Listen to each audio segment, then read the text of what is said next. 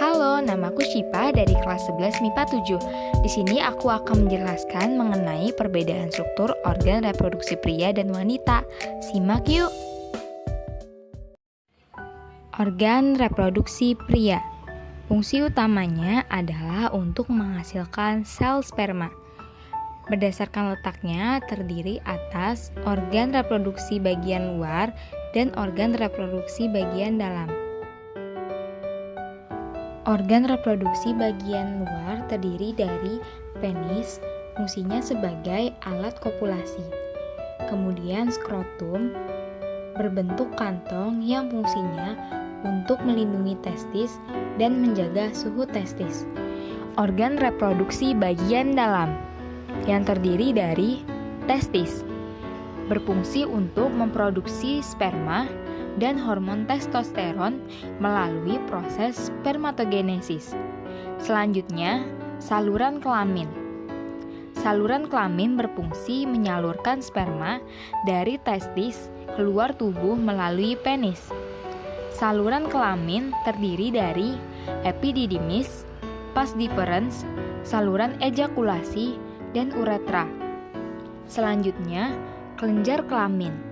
Kelenjar kelamin berupa cairan yang berguna untuk mempertahankan hidup dan gerak sperma. Cairan-cairan kelamin dihasilkan oleh vesicula seminalis, kelenjar prostat, dan kelenjar Cowper. Di bagian mana berlangsungnya proses pembentukan sel sperma?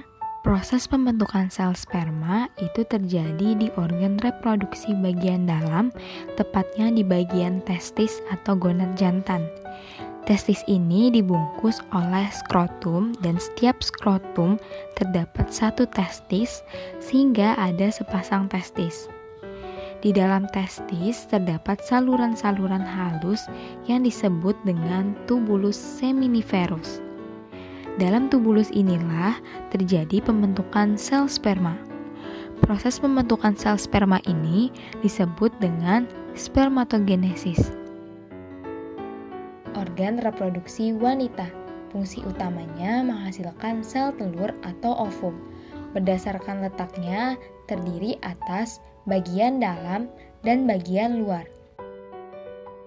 Organ reproduksi bagian luar terdiri dari vulva, mons pubis, labia mayora, klitoris, labia minora, dan mulut vagina. Organ reproduksi bagian dalam terdiri dari vagina, sebagai alat kopulasi dan jalan keluarnya bayi. Leher rahim sebagai jalan keluarnya bayi. Endometrium sebagai tempat implantasi. Uterus atau rahim sebagai tempat perkembangan embrio.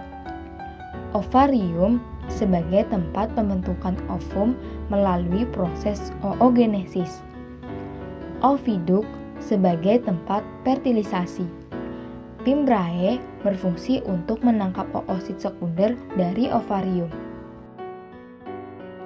Di bagian mana berlangsungnya proses pembentukan sel telur?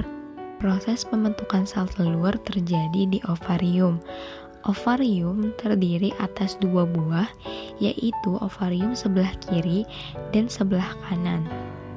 Proses pembentukan sel telur atau ovum ini disebut dengan proses oogenesis. Sekian yang dapat saya sampaikan, terima kasih.